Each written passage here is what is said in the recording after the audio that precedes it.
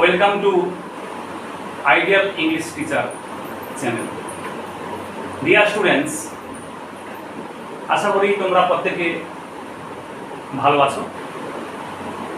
আজ আমি তোমাদের সেন্টেন্স নিয়ে আলোচনা করব।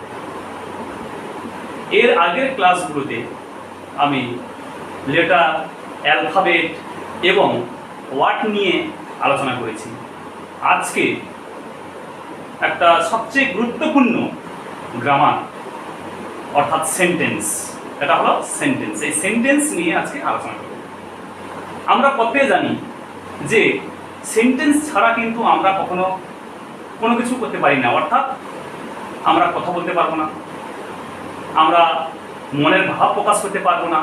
তাহলে আমাদের মনের ভাব প্রকাশ করতে গেলে আমাদের অবশ্যই সেন্টেন্স জানা খুবই জরুরি। তাহলে চলো আমরা সেন্টেন্স শিখি।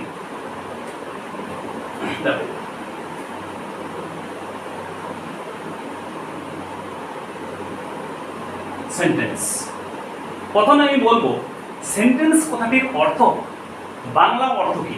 সেন্টেন্স কথাটির বাংলা অর্থ হলো বাক্য।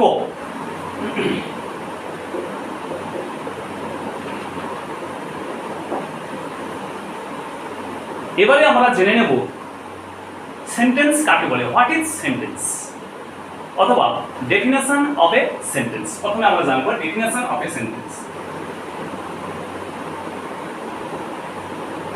Definition of a sentence.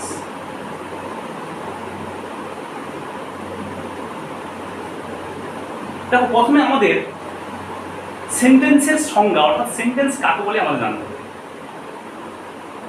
না, এর আগে আমরা ওয়ার্ড সম্পর্কে জেনেছি। কয়েকটি ওয়ার্ড বা এ গ্রুপ অফ ওয়ার্ডস, শব্দগুচ্ছ, কয়েকটি শব্দ বা শব্দগুচ্ছ সন্নিবিষ্ট হয়ে বা মিলিত হয়ে একটি সম্পূর্ণ অর্থ প্রকাশ করলে বা মনের ভাব প্রকাশ করলে তখন তাহাকে আমরা সেন্টেন্স বলব। অর্থাৎ sentence is a group of words that makes a complete meaning. অন্যভাবে আবার বলতে পারি sentence is a combination of word that has a complete meaning. তাহলে কয়েকটি ওয়ার্ড বা গ্রুপ অফ ওয়ার্ডস পাশাপাশি বসে বা সন্নিবিষ্ট হয়ে একটি সম্পূর্ণ অর্থ প্রকাশ করলে তখন তাকে কিন্তু আমরা সেন্টেন্স বলবো। এছাড়াও সেন্টেন্স হতে গেলে প্রথমে আমাদের সাবজেক্ট অর্থাৎ কর্তা বসানো প্রয়োজন, ঠিক তারপরে আমাদের ভার্ব অর্থাৎ ক্রিয়া বসানো প্রয়োজন এবং শেষে অবজেক্ট বা কর্ম বা কমপ্লিমেন্ট অর্থাৎ সম্পূরক আমরা বসাবো। এই তিনটে অর্থাৎ সাবজেক্ট, ভার্ব এবং তারপর অবজেক্ট অথবা কমপ্লিমেন্ট সাজানো থাকবে একটা বাক্যের মধ্যে। আশা করি তোমরা প্রথমে বুঝতে পেরেছো। এরপর আমরা জেনে নেব characteristics of a sentence.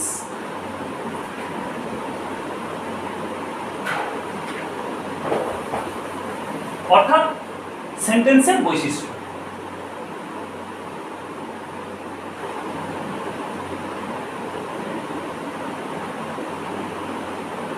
Characteristics of a sentence.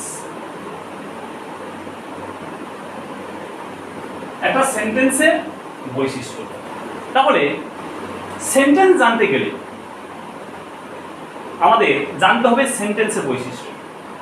কারণ এর আগে আমরা পড়েছি বা আমি আলোচনা করেছি যে বাক্যের সবচেয়ে বড় ইউনিট হলো সেন্টেন্স, ঠিক আছে।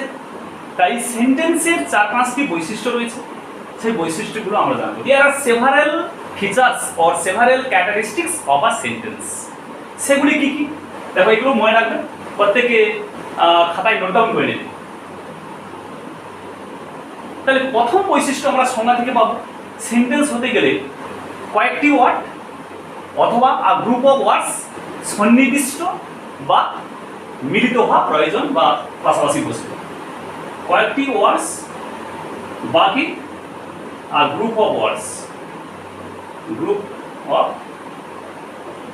ওয়ার্ডস পাশাপাশি বসে বা সন্নিবিষ্ট হবে, 1 নম্বর বৈশিষ্ট্য।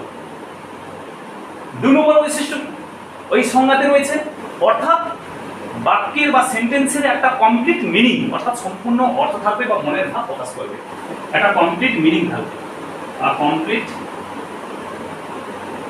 মিনিং। 3 নম্বর বৈশিষ্ট্য কি?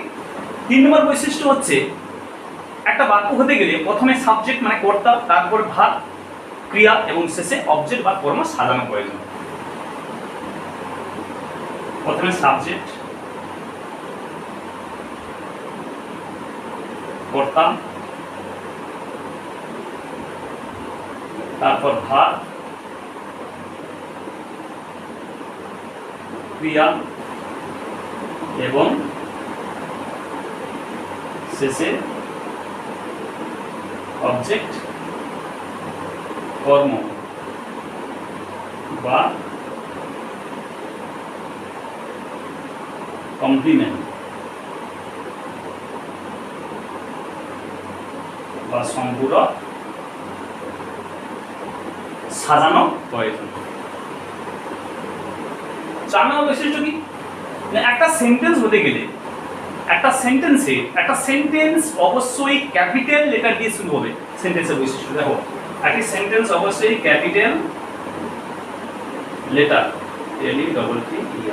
একটি সেন্টেন্স অবশ্যই ক্যাপিটাল লেটার দিয়ে কি হবে? শুরু হবে। আর একটা বৈশিষ্ট্য আছে কি? 5 নম্বর হচ্ছে সেন্টেন্সের শেষে অবশ্যই একটি ফুল স্টপ থাকবে। কি থাকবে?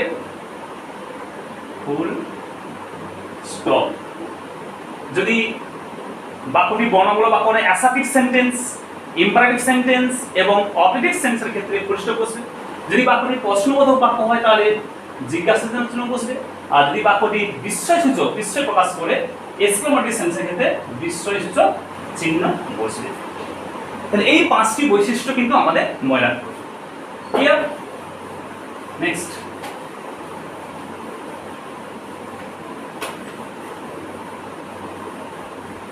এরপরে এক্সাম্পল অফ আ সেন্টেন্স, একটা বাক্যের উদাহরণ আমরা কি করে জানবো? দেখো, এক্সাম্পল,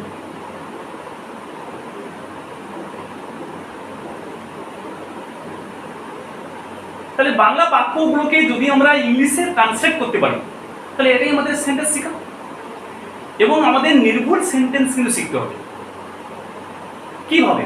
তাহলে এই 5টি বৈশিষ্ট্যকে, ক্যারেক্টারিস্টিক্স যে আমরা পেয়েছি, 5টি বৈশিষ্ট্যকে ফলো করে আমরা বাংলা বাক্যকে আমরা ইংলিশে ট্রান্সলেট করব এবং আমরা নির্ভুলভাবে সেন্টেন্স তৈরি করতে পারবো। দেখো কিভাবে করতে হবে।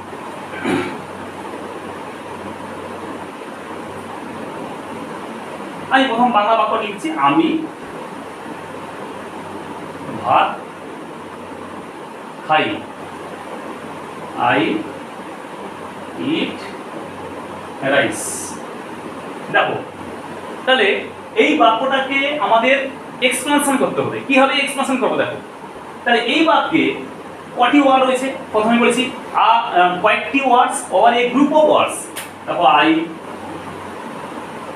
ইট রাইস, তাহলে 1 2 3 সমান 3 ওয়ার্ডস। তাহলে এখানে 3টি শব্দ, 3টি ওয়ার্ডস কিন্তু সন্নিবিষ্ট হয়েছে বা মিলিত হয়েছে বা পাশাপাশি বসেছে। তাহলে 3টি লেটার পাশাপাশি বসে, অর্থাৎ আই একটি ওয়ার্ড, আই একটি ওয়ার্ড, ইট একটি ওয়ার্ড, রাইস একটি ওয়ার্ড, এই 3টি ওয়ার্ড পাশাপাশি বসেছে। এবং 2 নম্বর বৈশিষ্ট্য, 1 নম্বর বৈশিষ্ট্য, 2 নম্বর বৈশিষ্ট্য কি আছে? অর্থাৎ একটি কমপ্লিট মিনিং থাকবে। অর্থাৎ I eat rice, I eat rice এর অর্থ হলো, আই ইট রাইস এর অর্থ হলো আমি ভাত খাই। এর একটা কমপ্লিট মিনিং, একটা সম্পূর্ণ অর্থ হচ্ছে আমি ভাত খাই। ঠিক আছে, 2 নম্বর বৈশিষ্ট্য হলো। 3 নম্বর বৈশিষ্ট্য কি না, বাক্যের প্রথমে সাবজেক্ট থাকবে। অর্থাৎ আমি ভাত খাই, এই বাক্যের সাবজেক্ট হচ্ছে, অর্থ হচ্ছে আই, অর্থাৎ আমি। তাহলে প্রথমে আমি আই লিখলাম, তারপরে কি বসবে? ভাত, অর্থাৎ ক্রিয়া। তাহলে এই বাক্যের ভাত কোনটা? দেখো, খাই, যাতে খাওয়া।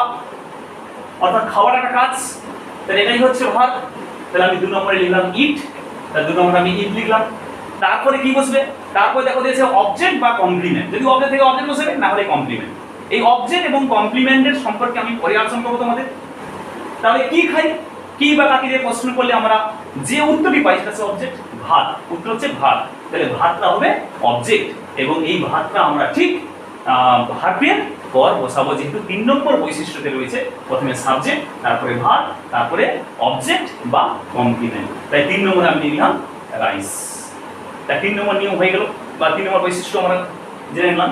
4 নম্বর বৈশিষ্ট্য এখানে কি রয়েছে দেখো, বাক্যের যে কোনো বাক্য, any sentence, sentence begins with a capital letter. তাহলে ক্যাপিটাল লেটার দিয়ে শুরু হবে। দেখো এখানে আইটা হচ্ছে ক্যাপিটাল,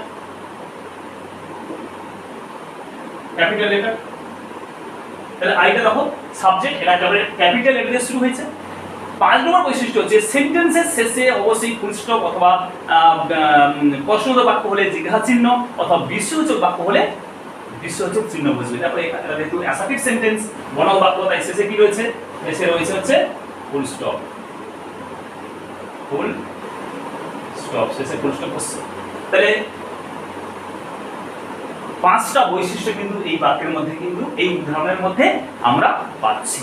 তাই so considering all this, we can say that it is a sentence. No doubtly it is a sentence. নিঃসন্দেহে আমরা একে বাক্য বলতে পারি। আরেকটি উদাহরণ দিয়ে বোঝাচ্ছি।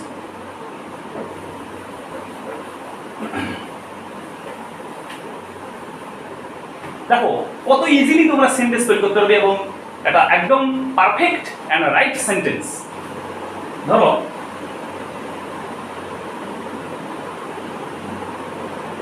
আমরা ইংরেজি শিখি। তাহলে আমরা তো ইংরেজি শিখছি, দেখো খুব ইম্পর্টেন্ট একটা বাক্য, দেখো বাংলা বাক্য, আমরা ইংরেজি শিখি। আমরা এখন ইংরেজি, আমাদের ইংরেজি ক্লাস হচ্ছে, আমরা ইংরেজি শিখি। তাহলে আমরা এটাকে কিভাবে ইংলিশে ট্রান্সলেট করব, সেন্টেন্স তৈরি করব কিভাবে ইংলিশে, এবং 5টা বৈশিষ্ট্য আছে কিনা আমরা দেখে নেব। দেখো তাহলে এই বাক্যের সাবজেক্ট কোনটা, প্রথমে 3 নম্বরটা আমরা আগে নেব। বাক্যের প্রথমে সাবজেক্ট অর্থাৎ কর্তা বসে, কর্তা দেখো কারা শেখে, আমরা, তাহলে আমি লিখলাম উই। তারপরে কি বলছে, ভার্ব, এই বাক্যের ভার্ব কোনটা, দেখো শিখি, কাজ করা কোনটা, কাজ করা যাচ্ছে শিখি, শেখাটা কাজ, শেখায় ইংরেজি কি লার্ন, LEARN, উই লার্ন। তাহলে আমরা কি শিখি, উঠতে পারছি না, দেখো ইংরেজি বা যে কোনো সাবজেক্ট হতে পারে, যা কিছু হতে পারে, সেটা আমরা শিখি। তাহলে সেটা এই 3 নম্বরে বসে দেবে, অর্থাৎ অবজেক্ট হিসেবে বা কমপ্লিমেন্ট হিসেবে কি বসবে, ইংলিশ। তাহলে উই লার্ন ইংলিশ, আছে ফুল স্টপ দিলাম, আমরা ইংরেজি শিখি। তাহলে এখানে দেখো গ্রুপ অফ ওয়ার্ডস, প্রথমে সেন্টেন্স হতে গেলে আ গ্রুপ অফ ওয়ার্ডস, এখানে উই লার্ন ইংলিশ, উই একটি ওয়ার্ড, লার্ন একটি ওয়ার্ড, ইংলিশ একটি ওয়ার্ড, এই 3টে ওয়ার্ড পাশাপাশি বসেছে, সন্নিবিষ্ট হয়েছে। ক্লিয়ার? প্রথম নিয়মটা হয়ে গেল আমাদের, প্রথম বৈশিষ্ট্য শেষ। দ্বিতীয় বৈশিষ্ট্য কি, এটা কমপ্লিট মিনিং থাকবে। দেখো উই লার্ন ইংলিশ, অর্থাৎ আমরা ইংরেজি, আমরা এর মানে হচ্ছে আমরা ইংরেজি শিখি, আমরা ইংরেজি শিখি। তাহলে একটা কমপ্লিট মিনিং রয়েছে এখানে। 3 নম্বর বৈশিষ্ট্য কি, 3 নম্বর বৈশিষ্ট্য হচ্ছে প্রথমে বাক্যের প্রথমে সাবজেক্ট বসে, তারপরে ভার্ব, ইংরেজি বাক্যের প্রথমে সাবজেক্ট, তারপরে ভার্ব, এবং তারপরে অবজেক্ট বা কমপ্লিমেন্ট বসবে। তাহলে প্রথমে সাবজেক্ট কি, দেখো আমরা, উই বসছে, উই বসালাম।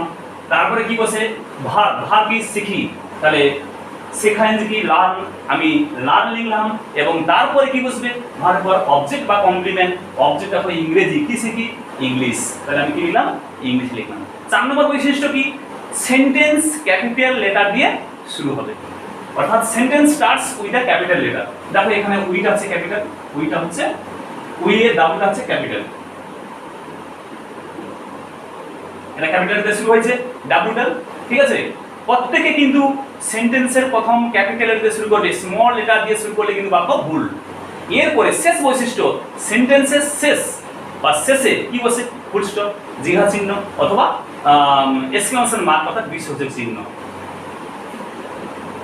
A sentence ends with a full stop or interrogation mark or exclamation mark. Exclamation mark. দেখো এখানে কি বলছে, উই লার্ন ইংলিশ, তাহলে শেষে ফুল স্টপ রয়েছে, তাহলে আমি ফুল স্টপ হয়ে গেল। তাহলে এইভাবে কিন্তু আমাদের সেন্টেন্স তৈরি করতে হবে।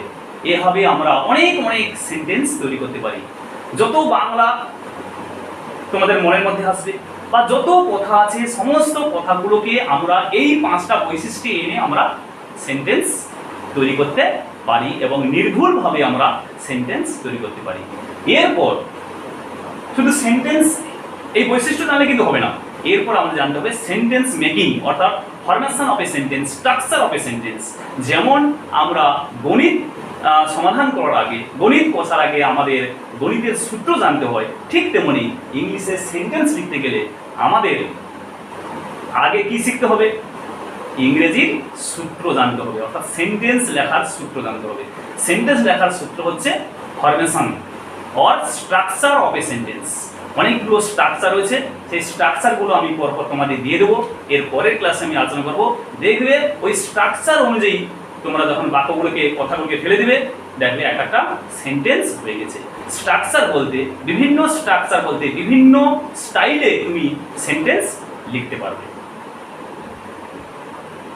সেই সঙ্গে সবশেষে তোমাদের একটা আমি অনুরোধ করছি, তোমরা চ্যানেলে প্রথম হলে সাবস্ক্রাইব করে দেবে এবং সমস্ত ভিডিও সবার আগে পেতে গেলে অল নোটিফিকেশান অন করে দেবে এবং সঙ্গে লাইক এবং শেয়ার করতে কিন্তু ভুলবে না। তাহলে আজকে এই কথা।